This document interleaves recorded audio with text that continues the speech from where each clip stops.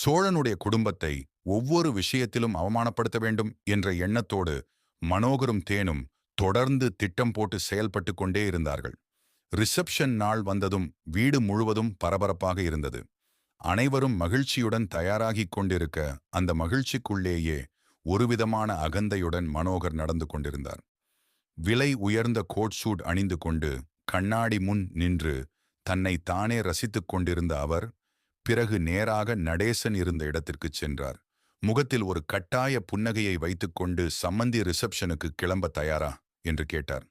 நடேசனும் இயல்பாக ஆமாம் தயார்தான் என்று சொல்ல மனோகர் உடனே தன்னுடைய உண்மையான நோக்கத்தை வெளிப்படுத்த ஆரம்பித்தார். இன்னைக்கு பெரிய பெரிய மனிதர்கள் வரப்போகிறார்கள். என்னுடைய பிசினஸ் பார்ட்னர்கள் வரப்போகிறார்கள். குடும்ப நண்பர்கள் வரப்போகிறார்கள். அவர்களுடைய முன்னால் நீங்கள் கொஞ்சம் நாகரிகமாக இருக்க வேண்டும். அதுக்காகத்தான் உங்களுக்கென்று தனியாக ஒரு கோட் சூட் வாங்கி வைத்திருக்கிறேன். அதை கட்டாயம் அணிந்து கொண்டு வர வேண்டும் என்று கூறினார். நடேசன் அதை கேட்டதும் அமைதியாக இருந்தாலும் மனதிற்குள் பல எண்ணங்கள் ஓடின.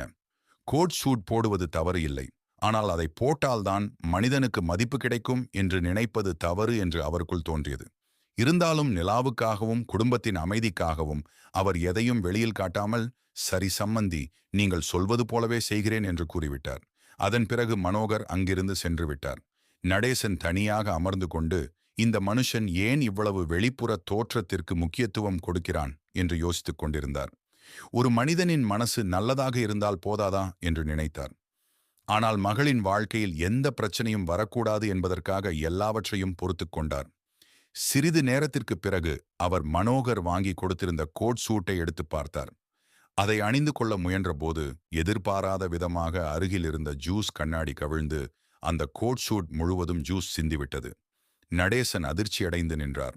ஆசையாக வாங்கி கொடுத்த உடையை இப்படி சீரழித்து விட்டோமே என்று வருந்தினார். எவ்வளவோ முயன்று சுத்தம் செய்ய நினைத்தார். ஆனால் கரை தெளிவாக தெரிந்தது. நேரமும் ஆகிவிட்டது. ரிசப்ஷனுக்கு தாமதமாகிவிடும் நிலை ஏற்பட்டது.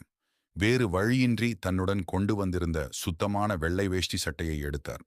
அதை அணிந்து கொண்டதும் அவருக்கு ஒரு விதமான நிம்மதி வந்தது. இதுதான் தன்னுடைய இயல்பான உடை. இதில்தான் தன்னை தானாக உணர முடிகிறது என்று நினைத்தார். மண்டப வாசலில் நடேசன் நுழைந்ததும் முதலில் அவரை கண்டது தேனுதான்.